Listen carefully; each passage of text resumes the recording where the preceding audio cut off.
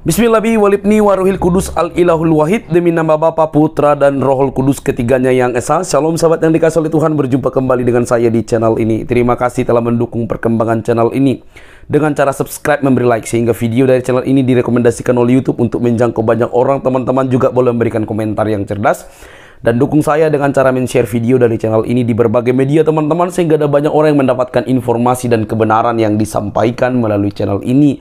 Tuhan memberkati kita.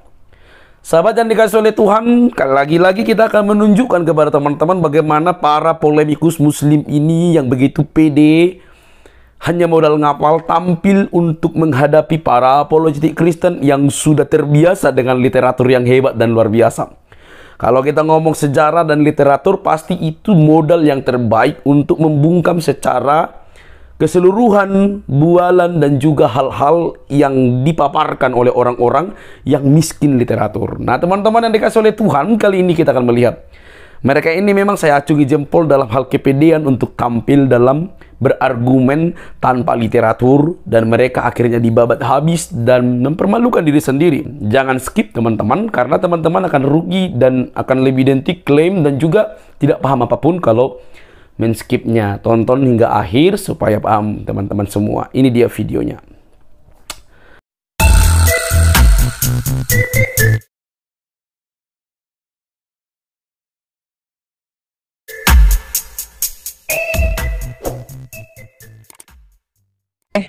Selamat malam. Assalamualaikum warahmatullahi wabarakatuh. Buat yang ada di live komen, boleh bertanya ya. Untuk pertanyaan singkat-singkat aja, teman-teman Kristen itu percaya bahwa Yesus itu memberi tauladan ya?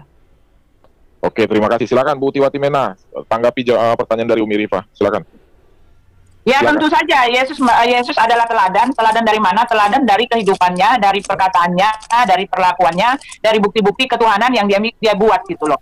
Semua pengajarannya tidak ada yang bertentangan dengan hati nurani. Bahkan dikatakan bahwa tidak ada hukum manapun yang menentang semua pengajaran dari Yesus. Tidak ada hukum manapun. Kalau dihukum-hukum di tempat lain masih bisa ya, ketika mereka mengatakan bahwa hukumnya itu apa yang diajarkan oleh Tuhannya itu sah, tetapi mereka harus berhadapan dengan hukum atau mereka harus berhadapan dengan hati nurani. Ketika ada ajaran yang membuat dari Tuhannya begitu, tetapi membuat umatnya menangis. Nah, tetapi kalau di dalam kekristenan Yesus mengajarkan Saya cuma tanya sedikit aja sih, Tante, iya atau enggak itu aja. Ya, semua ya udah.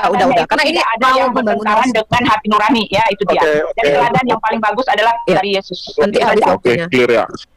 Tadi saya cuma nanya, Yesus itu teladan, berarti dia kalau mengajarkan berarti mencontohkan. Nah, sekarang saya mau tanya, kan Tante Uti yang jawab tadi itu. Ini yang Kejadian 3 ayat 16 ini, itu untuk Hawa dan keturunannya, semua perempuan atau kita juga. Ini Tante, firman Tuhan ini Tante. Saya bacain ya, biar gak lama waktunya. Kejadian 3 ayat 16. Firman-Nya kepada perempuan itu, susah payahmu waktu mengandung akan kubuat sangat banyak, dengan kesakitan engkau akan melahirkan anakmu. Namun engkau akan birahi kepada suami dan ia akan berkuasa. Ini perkataan Tuhan ini untuk khusus Hawa saja atau semua perempuan, Tante Uti? Semua. Udah gitu aja untuk semua. Oke, baik. Nah, pertanyaan saya, Yesus itu kan ini kan firman-Nya Allah ini adalah Allah sendiri. Berarti kan Yesus sudah ada di dalam Allah, harusnya kan begitu. Nah, tauladan yang saya tanyakan korelasinya adalah, bukankah Yesus mengajarkan untuk mengasihi orang tua ya, Tante ya?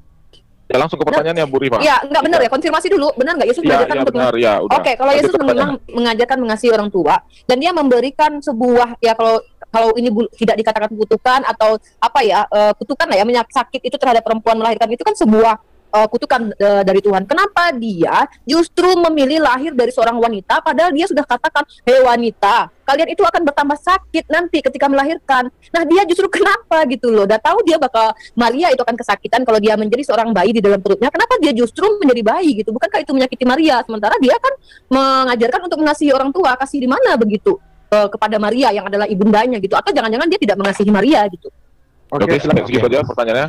Oke, ya, terima untuk kasih. itu dulu, yang untuk tema ini itu dulu. Ya, ada dua sih. Ya, sabar. Silakan Bro Cito Sapologet menanggapi dari Umi Rifa. Silakan di take over Bang Kasih Sejati. Iya, benar-benar. Umi Rifa, jadi gini ya, di dalam Alkitab itu jelas dikatakan firman menjadi manusia. Silakan di take over Bang. Jadi kemanusiaan Yesus itu, kelahirannya memang sudah menjadi proses lahirnya manusia. Jadi itu tidak menyalahi yang namanya apa yang diajarkan dalam Kejadian 3:16, karena firman sudah jadi manusia, maka dia mengikuti proses manusia, natur manusia. Hanya Yesus manusia satu-satunya yang tidak berdosa, dan dia satu-satunya manusia yang lahir dari wanita perawan, dan dia manusia satu-satunya yang benihnya dari Allah, yaitu firman. Tapi proses menjadi manusia itu, ya Yesus manusia yang sempurna. Itu aja jawaban saya. Terima kasih. Oke, terima Boleh kasih. saya Terima tanggapi? kasih tadi. Bentar Bu Rifa, saya Oh, iya, kasih dulu ke Bro Charlie kalau mau menambahkan. Silakan. Untuk Umi Rifa ya, Bro Charlie. Silakan Bro Ya, Charlie. sorry suaranya di mute. Ya, jadi sebetulnya kalau di kitab kejadian 3 itu tidak dikatakan bahwa Tuhan itu mengutuk wanita. Tidak ada itu. Tetapi dikatakan memang ya, ini obrolan saya dengan Bro Santai beberapa hari yang lalu di Zoom. Yang dikutuk Tuhan adalah tanah. Jadi tanah itu yang dikutuk. Ya. Nah, tetapi tidak ada perkataan bahwa Tuhan mengutuk wanita. Ya, perkataan ini memang ya efek samping, mungkin efek samping dari dosa atau apa. Tapi yang jelas wanita itu perempuan tidak dikutuk. Tidak ada itu perkataan Tuhan mengutuk wanita. Gitu. Tidak ada. Tetapi kalau misalkan Anda mengaitkan tentang kelahiran Yesus sebagai manusia, itu ini saya bilang ini adalah sebuah pemahaman yang agak liar ya. Jadi kalau Anda mengkaitkan tentang kodrat manusia saat itu dengan kelahiran Yesus, berarti Yesus itu mengutuk Maria yang menjadi ibu jasmaninya. Itu saya anggap ini sebuah penafsiran yang liar gitu ya. Tidak ada bukti bahwa Yesus itu mengutuk Maria atau mengutuk perempuan, itu nggak ada seperti itu. Oke. Mungkin yang lain bisa lebih akurat. Udah jelas. Saya rasa itu dulu sudah cukup Pak. Silakan Umi Rifa. Silakan Bang Awi. Bang Awi dulu. Saya fokus di ini aja Bang Awi. Oke, silakan Umi Rifa. Ya, jadi tadi pertanyaan pertama saya adalah mohon teman-teman Kristen menyimak dan paham apa tujuan saya bertanya. Yang saya bangun adalah saya tanya, Yesus itu memberikan tauladan enggak? Tauladan kita tahu ya, dia mengajarkan lalu mencontohkan juga. Harusnya dia baik, sempurna, perfect, ya tidak berdosa. Harusnya begitu. Kita akan teman-teman Kristen percaya itu. Nah, kemudian saya tidak mengatakan bahwa Yesus itu mengutuk Maria. Saya tidak berkata seperti itu ya. Saya hanya menyampaikan kitab Kejadian yang dibacakan tadi di dalam kitab Kejadian 3 ayat 16. Saya bacakan kembali. Firman-Nya kepada perempuan itu. Ini ketika perempuan itu ternyata kan setelah tahu dia yang menyebabkan Adam bilang nih, perempuan ini yang menyebabkan dia makan gitu kan, buah pengetahuan. Nah, firman-Nya kepada perempuan itu, susah payahmu waktu mengandung akan kubuat sangat banyak. Itu Tuhan yang menyebabkan, Tuhan yang membuat perempuan itu akan sangat banyak susah payahnya dalam mengandung. Itu Tuhan yang buat di sini. Akan kubuat susah sangat banyak ya, susah payahmu waktu mengandung akan kubuat sangat banyak. Dengan kesakitan engkau akan melahirkan anakmu. Jadi kesakitan ini dan susah payahan seorang wanita melahirkan itu Tuhan yang membuatnya. Dan Tuhan itu siapa? Adalah Yesus itu sendiri. Nah, ketika Yesus sendiri mengajarkan di dalam hukum Taurat untuk mengasihi orang tua, dan orang tuanya yang perempuan adalah Maria, dan dia yang menyebabkan perempuan merasa sakit ketika mengandung, kenapa dia justru memilih jadi bayi menyakiti ibunya? Tapi dia ajarkan kasihi orang tuamu. Ini seolah-olah berkontradiksi sifat Yesus gitu loh. Nah, jadi di sini apa hikmah yang kami umat Islam bisa lihat dari kebaikan Yesus yang katanya mengajarkan patuh kepada kasih kepada orang tua, tapi dia sendiri yang menyebabkan perempuan sakit mengandung, tapi dia juga memilih menjadi bayi yang menyakiti perempuan itu gitu loh. Hikmahnya apa? Dan itu pertanyaan saya untuk dikonfirmasi lagi, hikmahnya apa kok Yesus jadi seperti itu gitu. Makasih. Nanti ada terakhirnya nanti dari saya. Oke, terima kasih Umi Rifa buat pertanyaannya. Silakan Umi Bu Tiwati Mena, silakan Bu. Di mute nggak itu?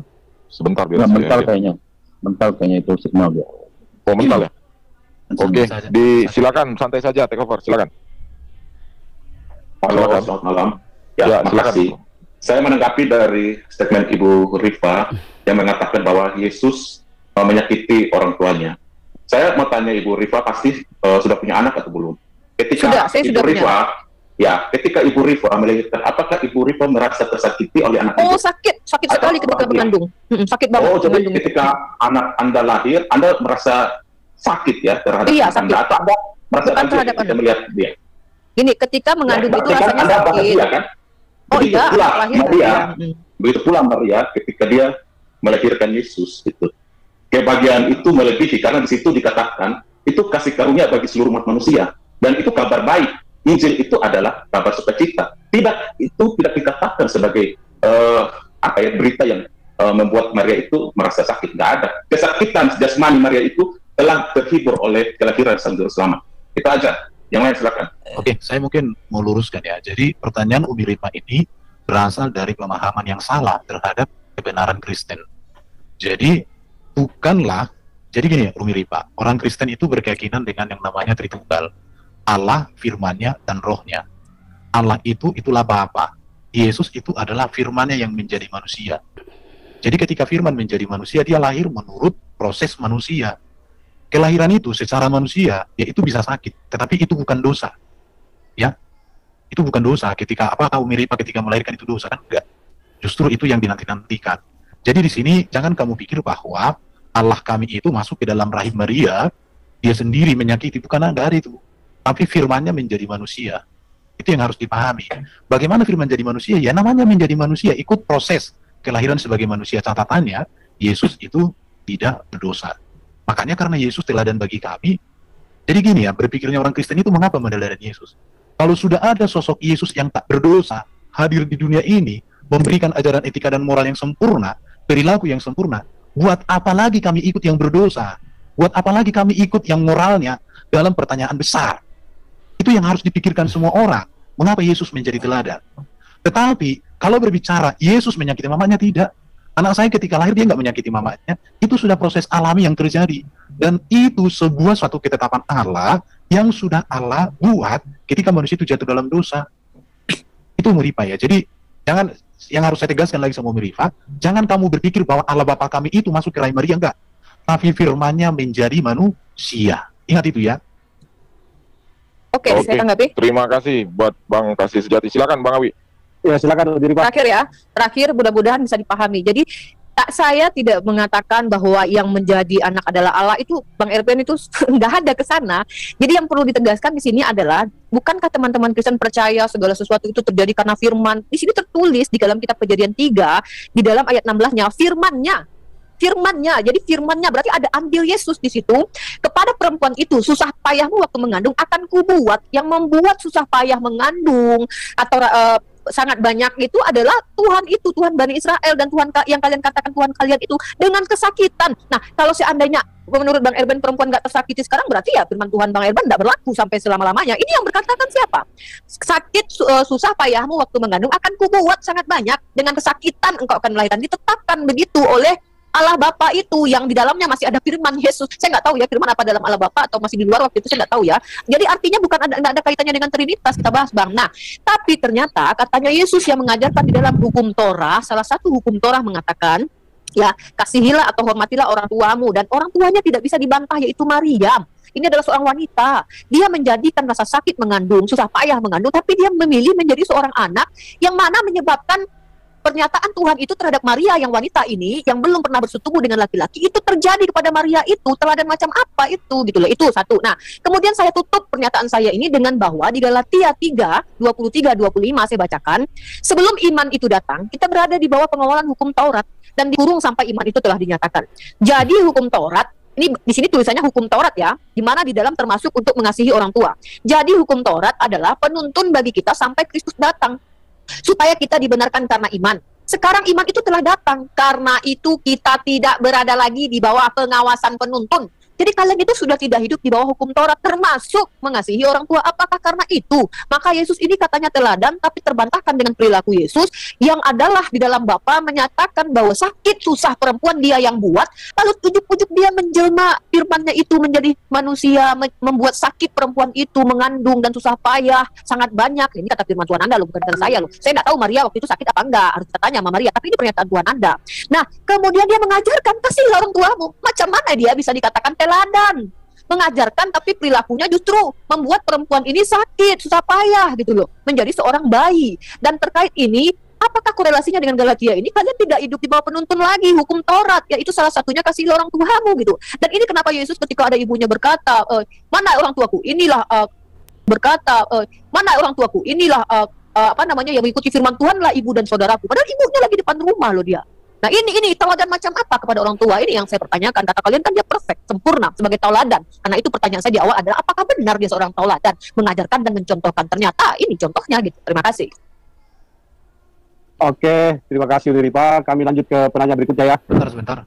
Bagi seorang wanita yang normal, melahirkan itu bukanlah sebuah beban yang membuat dia menjadi merasa bagaimana gitu ya. Justru wanita itu bangga kalau bisa melahirkan. Justru wanita itu sedih kalau dia tidak bisa melahirkan.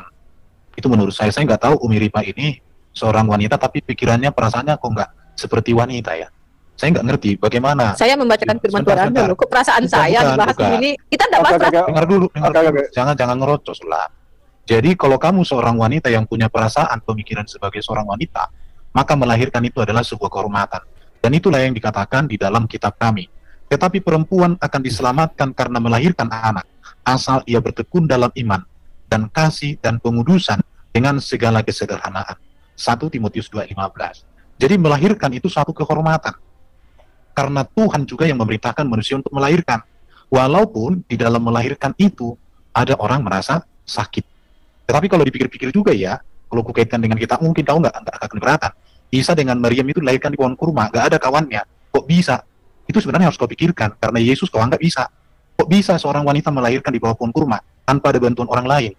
Jadi sebelum kamu bertanya, pikir dulu.